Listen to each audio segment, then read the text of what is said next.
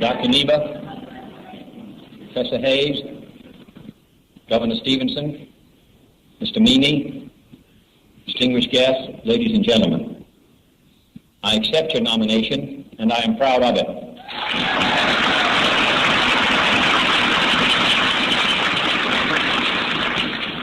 I am proud to be the only candidate in 1960 with a nomination of two political parties, although I'm not certain how many tickets are now headed in how many states by Senator Goldwater. We had an interesting convention at Los Angeles, and we ended with a strong Democratic platform, which we called the Rights of Man. The Republican platform has also been presented. I do not know its title, but it has been referred to as the power of positive thinking.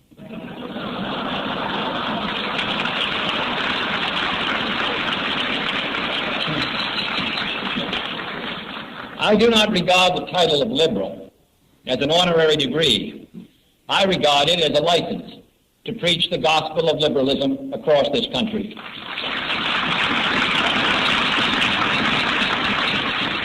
But I think you know why this title could be conferred on my candidacy. Just before you met, a weekly news magazine with wide circulation featured a section entitled Kennedy's Liberal Promises, and described me, and I quote, as the farthest out liberal Democrat around, unquote.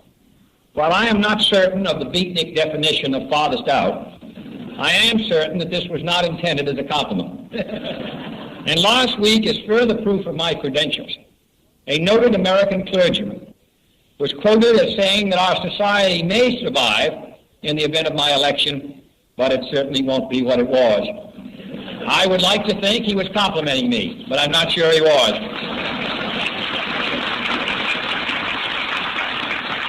But a more serious challenge to my credentials, this time as a Democrat, was issued in Dallas, Texas.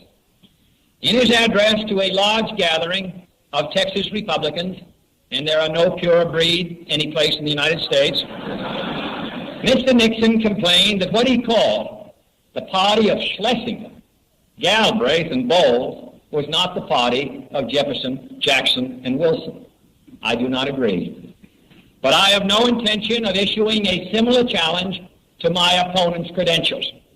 For I know full well that the party of Nixon, Dirksen, and Goldwater is the party of Hoover, Harding, Coolidge, McKinley, and the rest.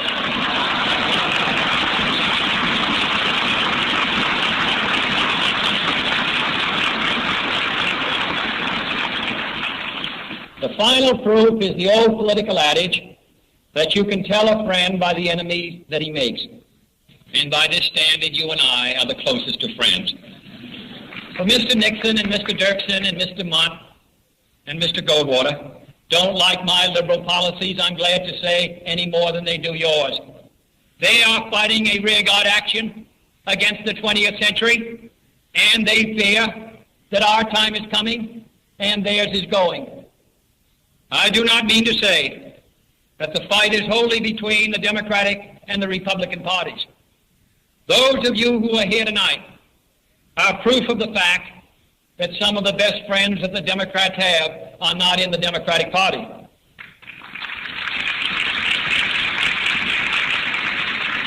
I think in November that some of them may be in the Republican Party. But I hold out no hope at all for the vast and impressive number of Republicans who suddenly, just before election time, those who are running for office, suddenly begin to sound like true religion.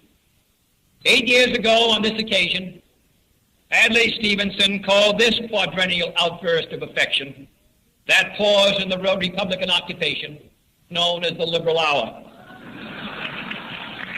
And he added it should never be confused, and he was right, with any period when Congress is in session.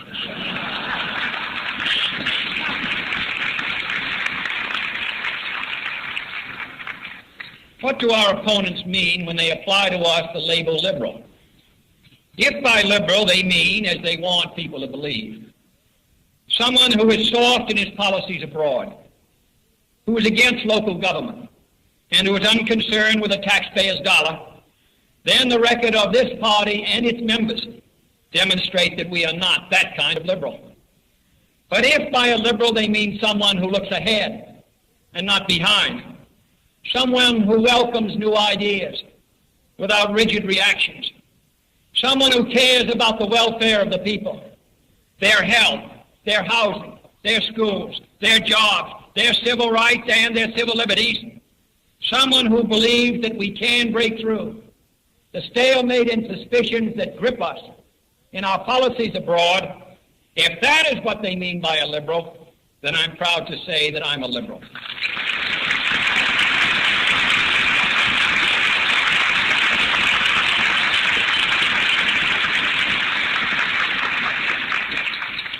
But first, I would like to say what I understand the word liberal to mean, and explain in the process why I consider myself to be a liberal, and what it means in the presidential election of 1960.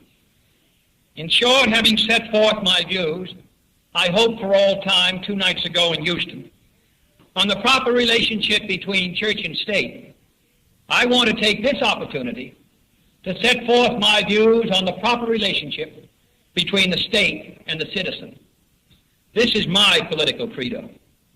I believe in human dignity as the source of national purpose, in human liberty as the source of national action, and the human heart as the source of national compassion, and in the human mind as the source of our invention and our ideas. It is, I believe, this faith in our fellow citizens, as individuals and as people, that lies at the heart of the liberal faith. For liberalism is not so much a party creed or a set of fixed platform promises, as it is an attitude of mind and heart, a faith in man's ability, through the experiences of his reason and judgment, to increase for himself and his fellow men the amount of justice and freedom and brotherhood which all human life deserves.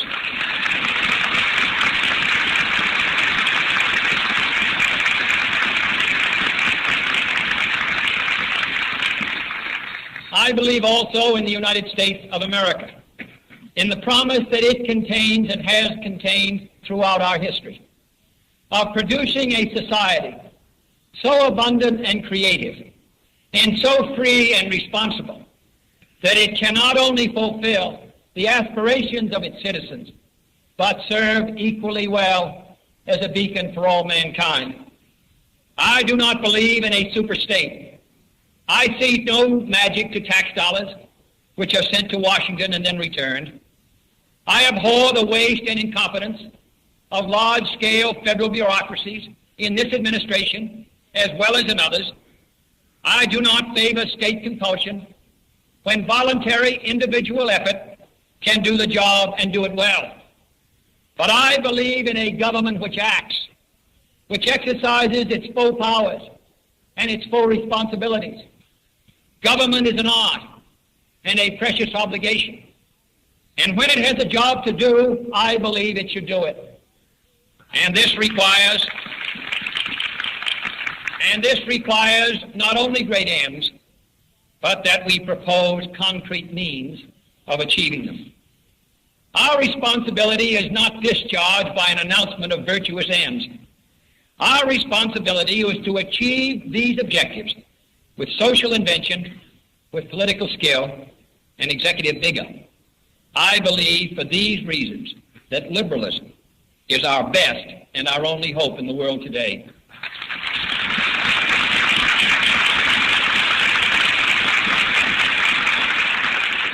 For the liberal society is a free society, and it is at the same time, and for that reason, a strong society. Its strength is drawn from the will of free people committed to great ends and peacefully striving to meet them. Only liberalism, in short, can repair our national power, restore our national purpose, and liberate our national energies. And the only basic issue in the 1960 presidential campaign is whether our government will fall in a conservative rut and die there, or whether we will move ahead in the liberal spirit of daring of breaking new ground, of doing in our generation what Woodrow Wilson and Franklin Roosevelt and Harry Truman and Adlai Stevenson did in their time of influence and responsibility.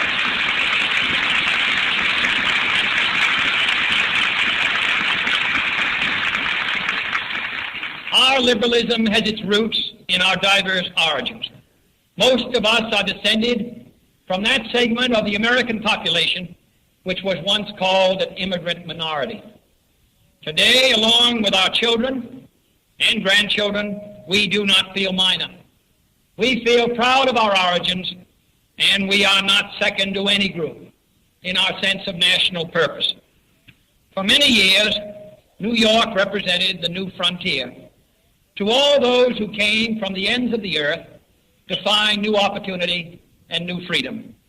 Generations of men and women who fled from the despotism of the czars, the horrors of the Nazis, the tyranny of hunger, who came here to the new frontier in the state of New York.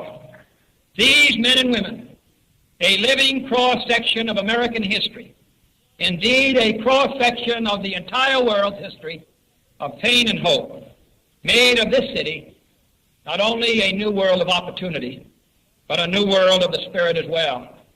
Tonight we salute Governor and Senator Herbert Lehman as a symbol of that spirit.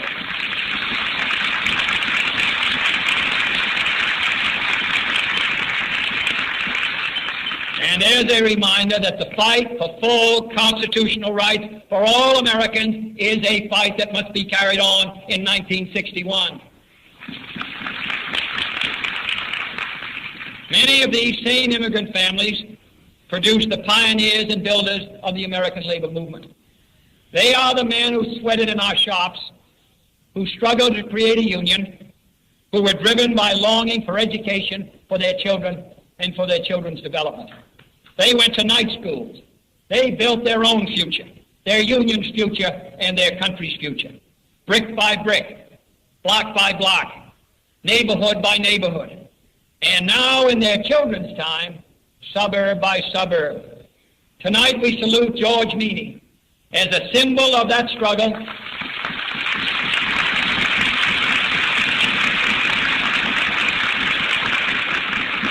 and as a reminder that the fight to eliminate poverty and human exploitation is a fight that goes on in our own day. But in 1960, the cause of liberalism cannot content itself with carrying on the fight for human justice and economic liberalism here at home.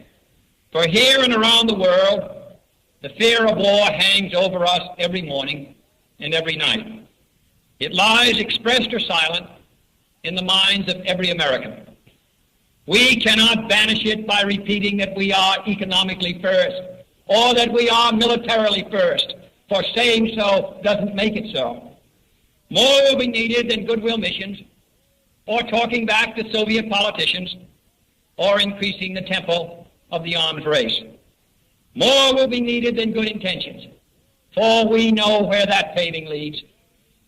In Winston Churchill's words, we cannot escape our dangers by recoiling from them. We dare not pretend such dangers do not exist. And tonight we salute Adlai Stevenson as an eloquent spokesman for the effort to achieve an intelligent foreign policy.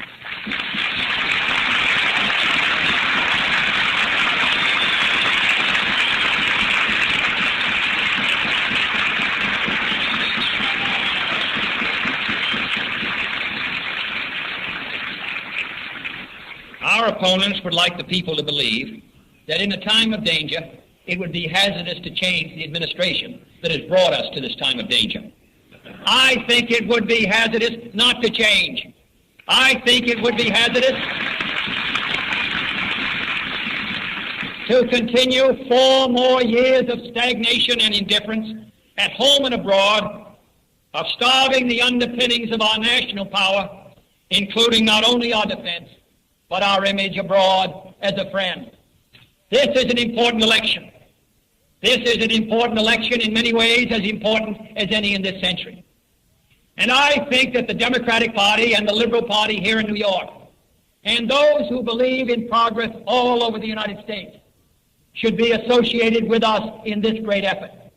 The reason that Woodrow Wilson and Franklin Roosevelt and Harry Truman and Adlai Stevenson had influence abroad and the United States in their time had it was because they moved this country here at home, because they stood for something here in the United States of expanding the benefits of our society to our own people. And the people around the world look to us as a symbol of hope.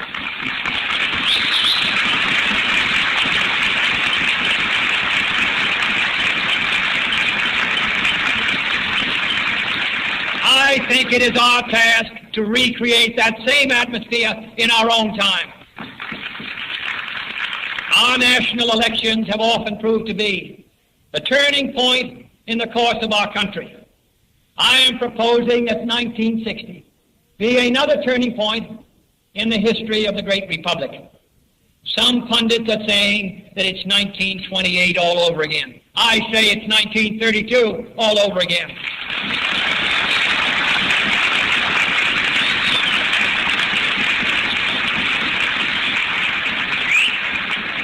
I say it is the great opportunity that we will have in our time to move our people and this country and the people of the free world beyond the new frontiers of the 1960s. Thank you.